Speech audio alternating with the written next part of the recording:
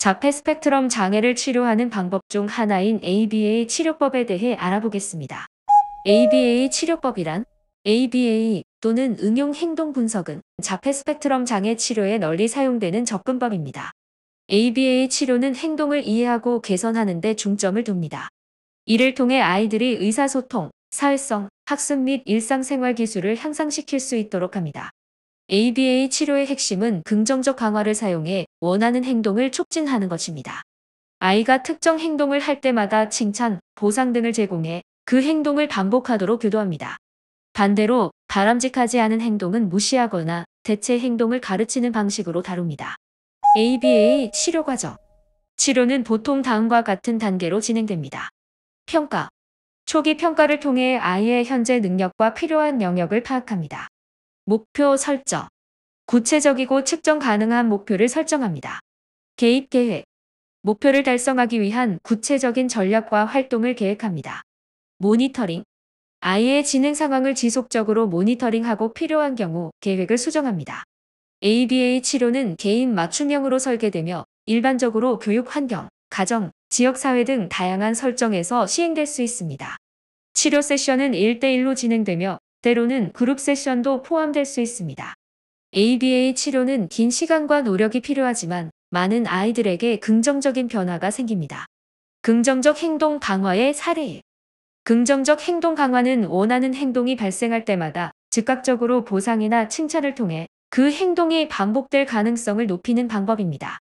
반향어를 사용하는 아이들에게 긍정적 행동 강화를 적용하는 예를 들어보겠습니다. 목표 설정.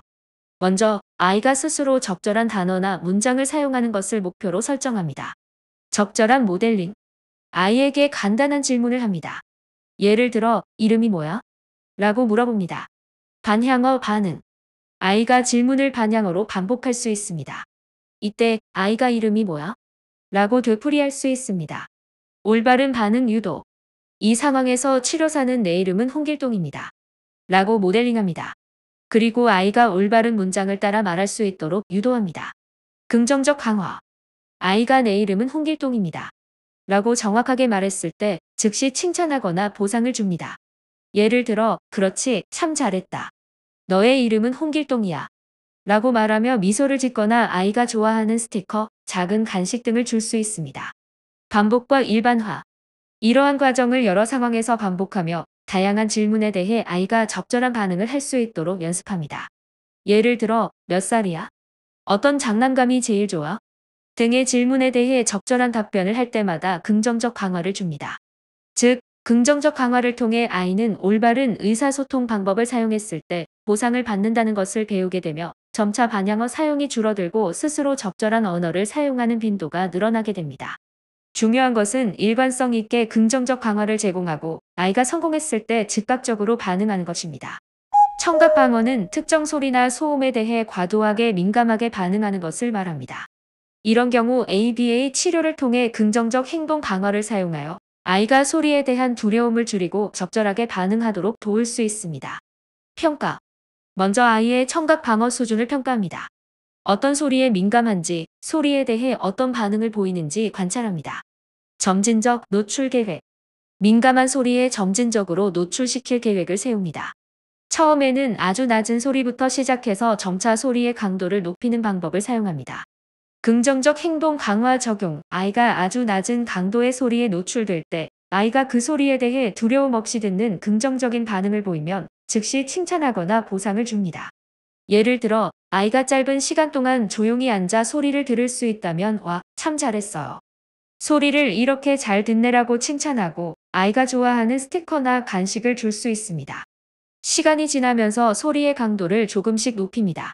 아이가 새로운 소리 수준에서도 긍정적인 반응을 보일 때마다 계속해서 칭찬과 보상을 제공합니다. 일관성과 반복. 매일 정해진 시간에 이 훈련을 반복합니다. 일관되게 긍정적 강화를 제공하여 아이가 소리에 점차 익숙해지도록 합니다. 일반화. 아이가 여러 종류의 소리에 대해 긍정적으로 반응할 수 있도록 다양한 환경에서 소리 노출 훈련을 진행합니다. 예를 들어, 집에서 시작해서 나중에는 공원이나 학교 등 다양한 장소에서 소리에 노출시킵니다. 점진적 목표 달성. 아이가 점차 더 큰 소리에도 두려움 없이 반응할 수 있게 되면 목표를 조금씩 상향 조정합니다. 아이가 최종 목표를 달성했을 때 칭찬과 보상을 줍니다. 이 과정에서 중요한 것은 아이의 반응을 세심하게 관찰하고 과도한 스트레스를 주지 않도록 천천히 진행하는 것입니다. 긍정적 강화는 아이가 소리에 대한 긍정적인 반응을 보일 때마다 즉시 제공되어야 하며 아이가 성공 경험을 통해 점차 자신감을 얻도록 도와줍니다. 학령 전 아동의 ABA 치료. 학령 전 아동을 대상으로 하는 ABA 치료는 일반적으로 상당히 집중적으로 시행됩니다. 연구와 임상 경험에 따르면 효과적인 치료를 위해 다음과 같은 일정이 추천됩니다. 학령 전 아동의 경우 주당 25에서 40시간의 치료가 이상적이라고 합니다. 이는 하루에 4에서 6시간 정도의 치료를 의미하며 주 5에서 7일 동안 진행될 수 있습니다. 이러한 집중적인 일정은 아이들이 다양한 상황에서 반복적인 학습과 연습을 통해 필요한 기술을 습득하고 강화할 수 있도록 도와줍니다.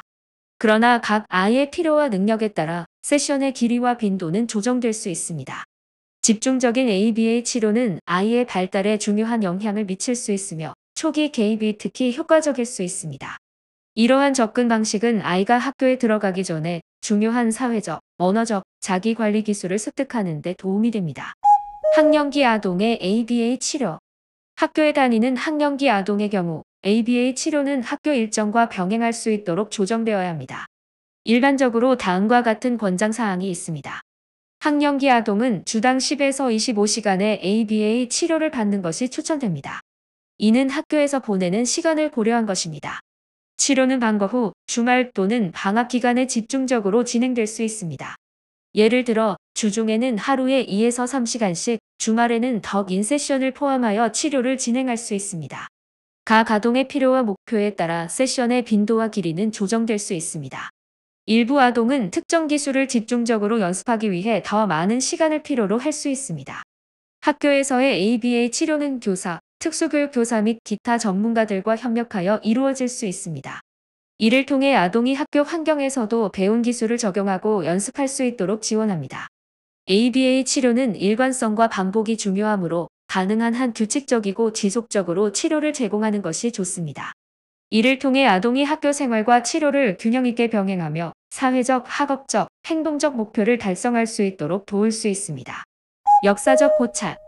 ABA의 기원은 20세기 초반으로 거슬러 올라갑니다. 이론적 배경은 행동주의 심리학에서 비롯되었으며 스키너의 연구가 영향을 미쳤습니다. 스키너는 행동이 환경적 자극에 의해 강화될 수 있다는 원리를 제시했습니다. 이 원리가 ABA의 기초가 되었습니다.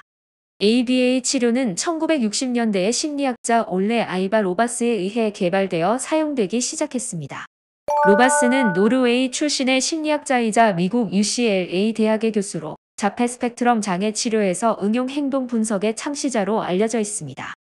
로바스의 연구 중 가장 유명한 것은 1987년에 발표된 연구입니다. 이 연구에서 로바스는 자폐증을 가진 아이들을 대상으로 ABA 치료를 적용했습니다. 로바스는 2에서 12세 사이의 자폐증 아이들을 대상으로 강도 높은 ABA 치료를 시행했습니다. 이 치료는 주로 1대1로 진행되었으며 하루에 여러 시간씩 주당 여러 번의 세션으로 구성되었습니다. 주요 목표는 언어, 사회적 상호작용, 자기관리 등의 기술을 가르치는 것이었습니다.